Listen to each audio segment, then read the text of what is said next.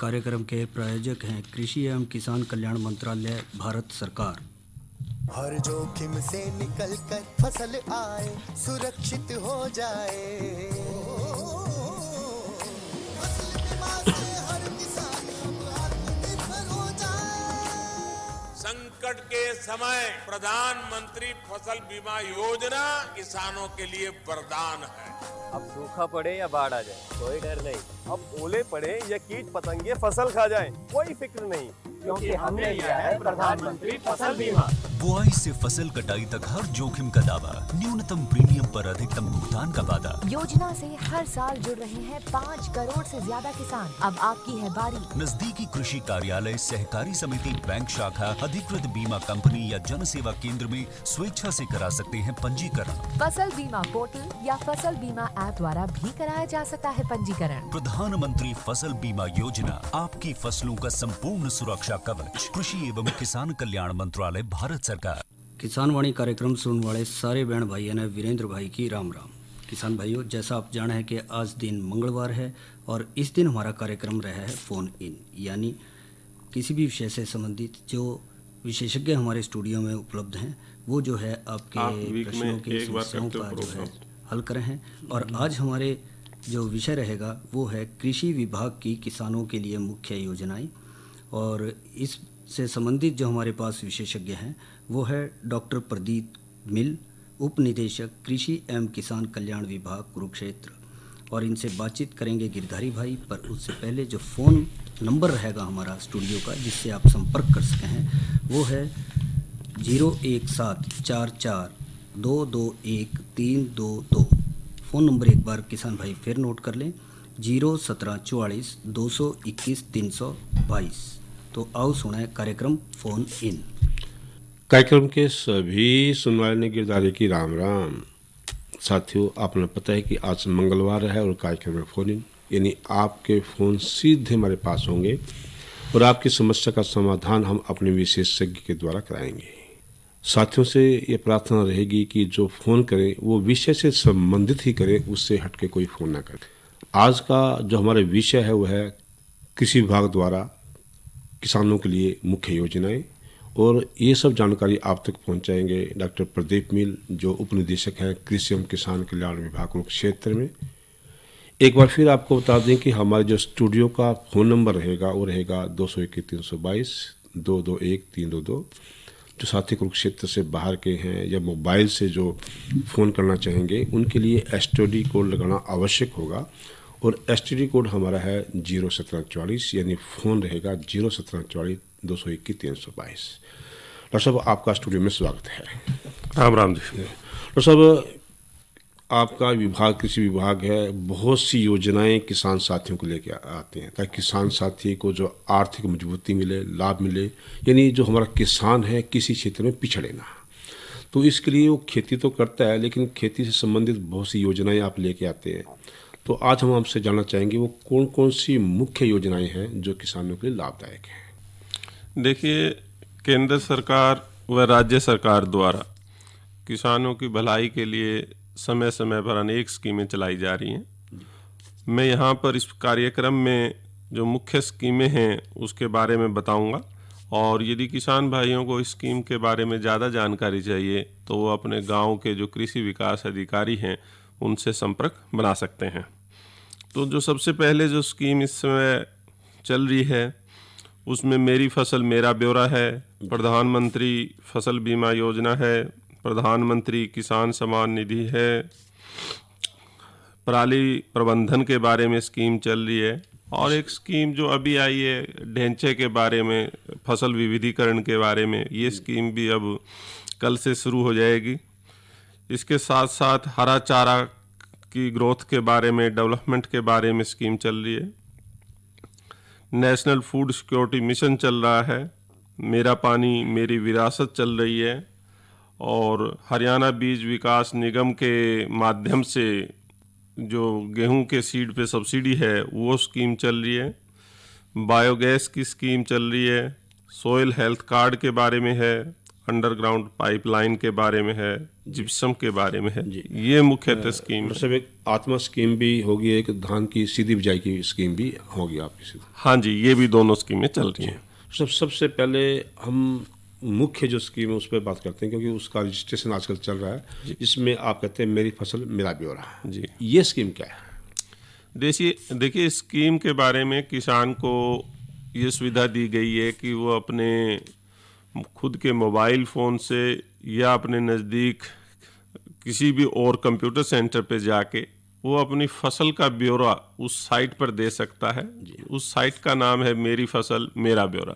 जैसे मुख्यतः अब कुरुक्षेत्र ज़िले में गन्ने की फसल, गेहूं की फसल, मस्टर्ड और सनफ्लावर की खेती की जा रही है। तो किसान को पहले ही ये उस ऐप के माध्यम से ये सूचित करना होगा कि मेरे पास इतने एकड़ में धान है और गेहूं है, इतने एकड़ में गन्ना है, ताकि उसे सरकार द्वारा, मार्केटिंग बोर्ड द्वारा समय रहते हुए ये सूचना दी जा सके कि आप उस तारीख को उस समय अपनी फसल ले आएं, ताकि वो आसानी से अपनी फसल को मंडी में बेच सके। डॉक्टर साहब, यहाँ एक प्रश्न है कि क्या सीजन के हिसाब से रबी और खरीफ दो सीजन है, दोनों की रजिस्ट्रेशन अलग अलग होती है?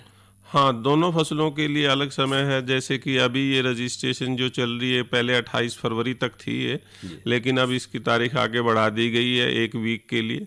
इसी तरह जब खरीफ की फसलें होंगी तो उस समय जुलाई अगस्त में इसकी रजिस्ट्रेशन स्टार्ट होती है। दोनों फसलों के लिए, दोनों सीजनों के लिए ये ऐप है। तो डॉक्टर साहब, कुछ विशेष फसलें इसके अंदर हैं या हर फसल का ब्यौरा इसमें है? हर फसल के बारे में, चाहे इसमें सब्जियां हो, चाहे आपका गन्ना हो या कोई और भी फसल, पल्सेस हैं, दालें हैं, सभी फसलों को इसमें लिया गया है। तो कहीं किसान साथियों को ये भ्रम तो नहीं रह जाए कि भी उन्होंने रजिस्ट्रेशन करा दी और वो उनके पास ज़्यादा उत्पादन हो गया तो मेरा नहीं बिकेगा या कम रह गया, तो कुछ ऐसी बात आएगी? कुछ ऐसी बात तो नहीं है? नहीं, सभी चीज़ों को इसमें कवर किया गया है, लेकिन किसान को इस चीज़ का ध्यान रखना है कि यदि उसके पास 5 एकड़ है तो वो 5 एकड़ का ही रजिस्ट्रेशन कराए। कई बार किसान ये सोचता है कि मुझे मंडी में कम लेके जाना है, इसलिए मैं कम की रजिस्ट्रेशन कराऊं, और बाद में वो विचार बदल लेता है, सारी फसल खेत में लेके मंडी में लेके आता है, तो उससे थोड़ी दिक्कत हो सकती है। इसलिए उसको अपना सारा रकबा जिस फसल के अंतर्गत है उसका रजिस्ट्रेशन करवाना चाहिए। तो एक किसान साथी के पास मान लीजिए 5 एकड़ ज़मीन है जी, उसने कहा ये 5 एकड़ में मेरी गेहूं आएगी, तो उसमें कुछ उत्पादन की बात भी करनी है, जितना मर्जी हो जाए कोई दिक्कत नहीं है? नहीं, देखिए कुछ तो सीलिंग रहती है कि इतने एकड़ में, जैसे पैदावार के आंकड़े हैं सरकार के पास कि इतना हो सकता है, तो सरकार उस चीज़ को ध्यान में लेके ही सारी लिमिट फिक्स करती है। और उसका कारण ये है कि इस ऐप का किसी तरह का दुरुपयोग ना हो, कोई दूसरे लोग उसका यूज ना कर सकें, इसलिए हर खेत का कि कितनी पैदावार होती है मैक्सिमम और सारी चीज़ों का गुना भाग करके ही उसको लागू किया गया है। यानी अगर जो सूत्र है उस हिसाब से 10-12% जो भी आगे पीछे होता होगा, हम उसको पहले मान के चलते हैं कि इतना हो सकता है। मान लीजिए किसी खेत में 60 मन है तो 65 मन भी होगा तो कोई बात नहीं है। हाँ, इसी तरह है कि 5 साल का फसल का डेटा है और उसमें 10% ऊपर और नीचे करके सरकार इस तरह का डेटा फिक्स करती है। जैसे कि पिछली बार धान के सीजन में किया था कि बाद में थोड़े दिन के बाद लगा कि पैदावार ज़्यादा है तो उसमें छूट दे दी गई थी। जी, तो चलिए, तो बहुत अच्छी योजना है। तो इसका कोई विशेष लाभ किसान साथियों को? देखिए, इसमें एक तो किसान को मंडी में ये पता होगा कि उसको फलां डेट को अपनी फसल लेके जानी है, तो उसे अननेसेसरली पहले मंडी में जाके 2 या 3 दिन तक इंतजार नहीं करना पड़ेगा। और दूसरा, सरकार को भी पता रहेगा कि भाई इतने एरिया में ये फसल लगी हुई है, इतनी पैदावार है, क्योंकि पैदावार किसान ने ही भरनी है उस मैप में कि कितनी पैदावार उसके खेत में उम्मीद है। तो ये सारी चीज़ें एक प्रोक्योरमेंट के सीजन से पहले सारी की सारी प्लानिंग के लिए बहुत ज़रूरी है, और प्लानिंग अच्छी तरह हो जाती है इन चीज़ों से। जी, तो ये तो थी डॉक्टर साहब मेरी फसल मेरे ब्यौरा का की बात। दूसरी हम बात करते हैं फसल विविधीकरण की। जी, डॉक्टर साहब फोन ले ले। Hello hello. हाँ जी, नमस्ते सर। नमस्कार जी, कहाँ से बोल रहे हैं? रायपुर से बोल रहे हैं सर। अपना नाम? रामचंद्र है सर। रामचंद्र जी, क्या पूछना है? सर मैंने बीमा करा रखा 4 साल में। 4 साल में आपने बीमा करा रखा? अच्छा जी, पिछले साल के में पानी भर गया था और मैंने फार्म भरा है। अच्छा। और गेहूं ने 1 किलो के पैसा नहीं आया, एक भी बिल्कुल नहीं। अच्छा, 1 किलो गेहूं नहीं, पैसा भी एक भी नहीं आया आपके पास? बिल्कुल यहाँ है जी, फार्म भी भरा है हमारा जी। जी डॉक्टर साहब। देखिए, आप करनाल जिले से संबंधित हैं तो आप वहाँ के जो उप कृषि निदेशक हैं उनके कार्यालय में जाके एक तो अपनी पासबुक ले जाएं और दूसरा इस चीज़ का एक रिकॉर्ड ले जाएं कि भाई हाँ मेरी प्रीमियम इस बीमा के लिए कटा है, तो वो आपकी समस्या का समाधान जरूर करेंगे।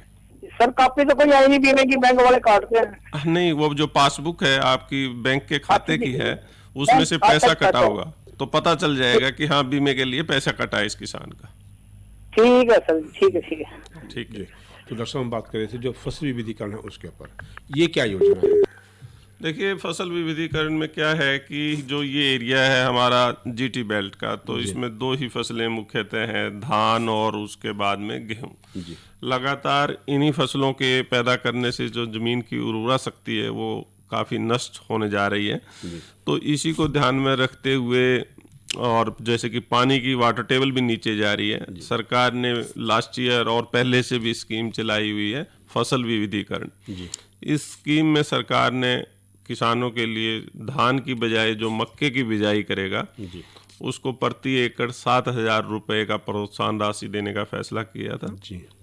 और पिछली बार यहाँ कुरुक्षेत्र जिले में भी किसानों ने कम से कम 1,000 एकड़ में इस मक्के को लगाया था और उनको सरकार के द्वारा लाभ दिया गया है।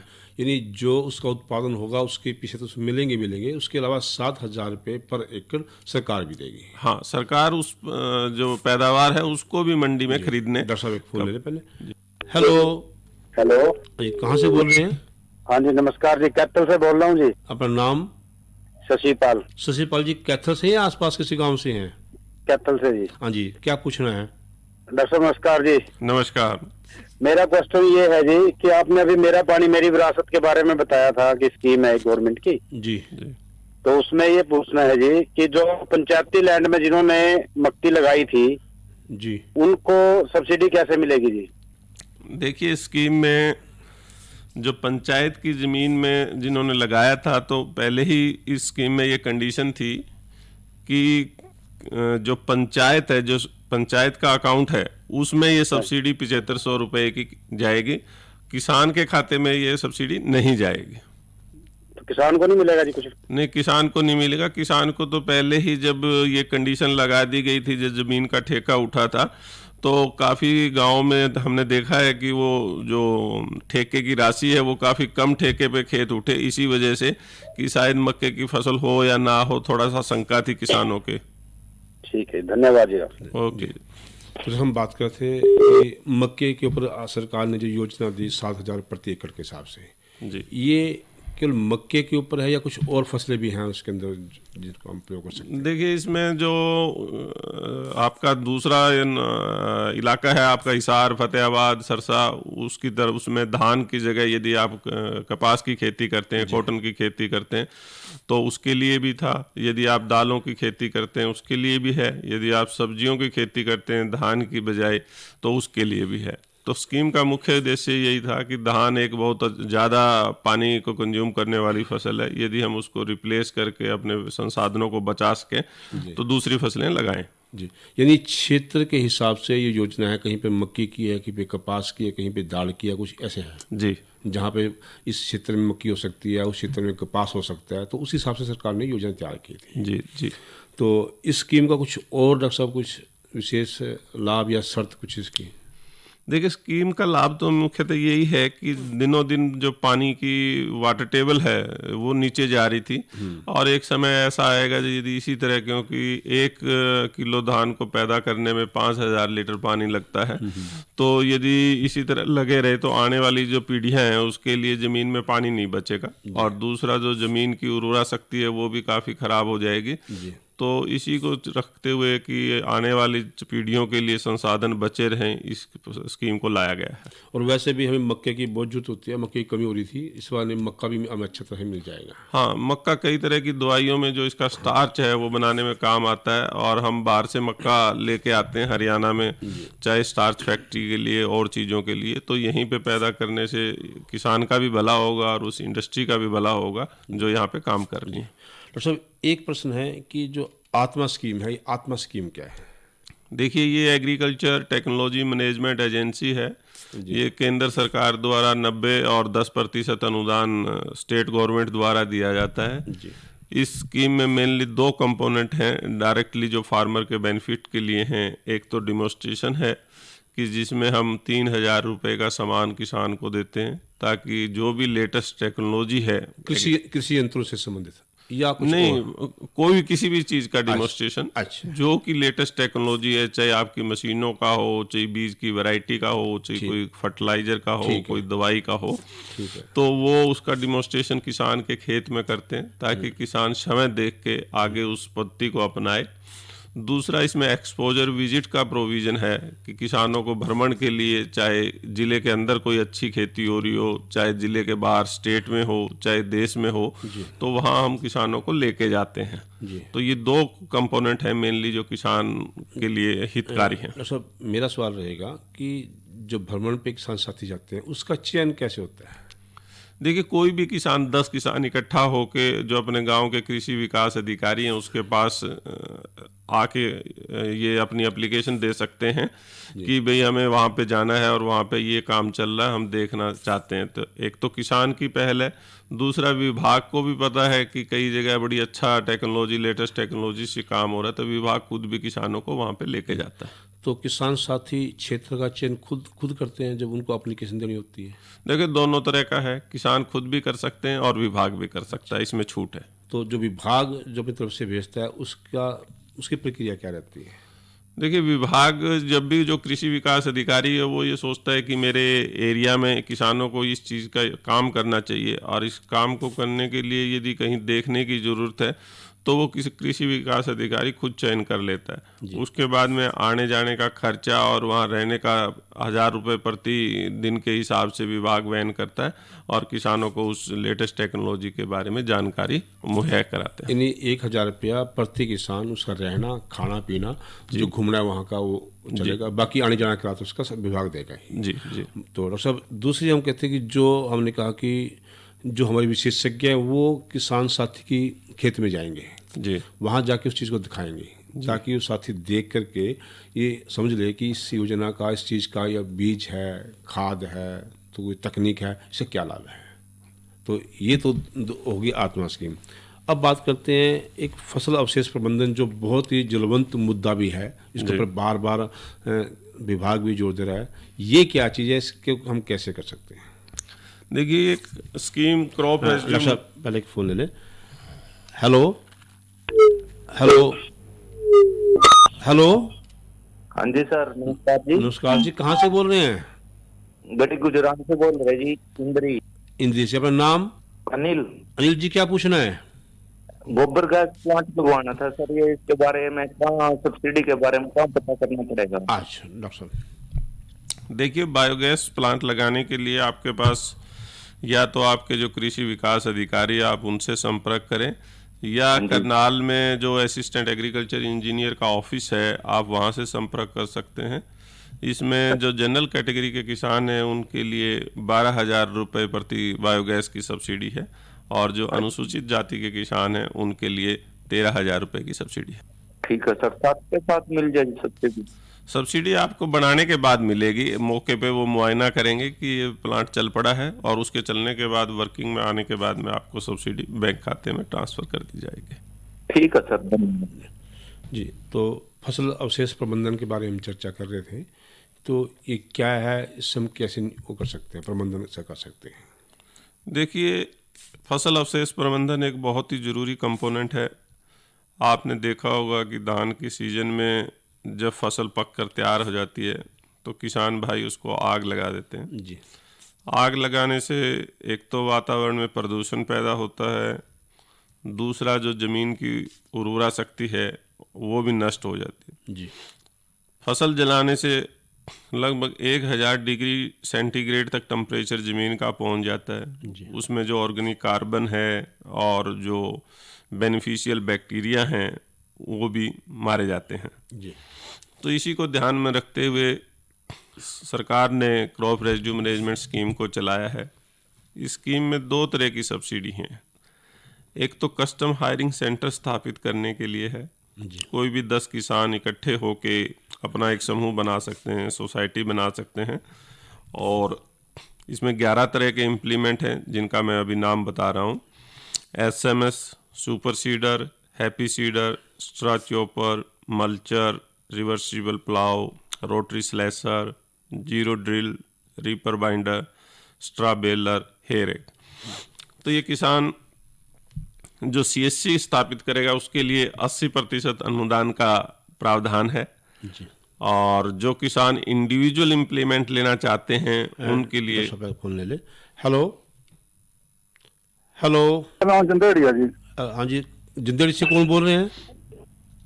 रणजीत बोल रहा है, रणजीत सैनी। रणजीत जी, क्या पूछना है? ये पूछ रहे जी, आप करे जी मक्की में 7,000 रुपये गवर्नमेंट अलग देगी, क्या देगी? हाँ जी, हाँ जी। यो कहाँ पे मिलेंगे जी? ये कहाँ से डॉक्टर साहब? देखिए, अब जब सीजन आएगा जून के महीने में, जब इसकी बिजाई का समय होगा, आप धान को छोड़ के यदि मक्का लगाएंगे तो कृषि विभाग द्वारा इसके लिए सब्सिडी दी जाएगी। अच्छा जी जी, उसमें मिलेंगे? हाँ। जो सीवलर की उसमें तो नहीं मिलते फिर? ना, उसके लिए नहीं। चल ठीक है। आपको जीरी की जगह लगाना है मक्का तो? चल ठीक है जी। ठीक जी।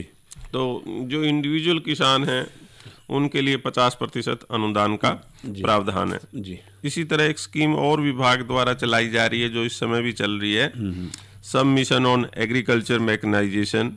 इसमें भी 15 तरह के इम्प्लीमेंट्स हैं जी, जो कि किसान यदि सब्सिडी पे लेना चाहेगा तो 40% अनुदान के लिए है। तो ये 2 तरह की स्कीम है जो समय समय पर विभाग द्वारा किसानों की भलाई के लिए और पराली अवशेष प्रबंधन के लिए चलाई जाती है। तो सब एक योजना और है धान की सीधी बिजाई के बारे में, क्योंकि आगे धान की बिजाई भी होनी है इसमें, तो स्पेशली ये योजना आई है धान की सीधी बिजाई। ये क्या चीज़ है? देखिए, इसमें हम 2 तरह से धान लगाते हैं। एक तो हमारा ट्रेडिशनल मेथड है कि जिसमें हम नर्सरी लगा के उसके बाद में उसको ट्रांसप्लांट करते हैं जी। एक दूसरा मेथड है जिसमें डायरेक्ट सीडेड राइस या धान की सीधी बिजाई कहा जाता है। इस विधि में 1 जून से लेकर 15 जून तक, उससे 15 दिन पहले या 25 दिन पहले आप जैसे गेहूं की बिजाई करते हैं ऐसे ही धान की बिजाई सीधी खेत में कर सकते हैं। इसका करने का सबसे बड़ा फायदा ये है कि इसमें पानी की बचत बहुत है, 30 से लेकर 40% तक बचत है।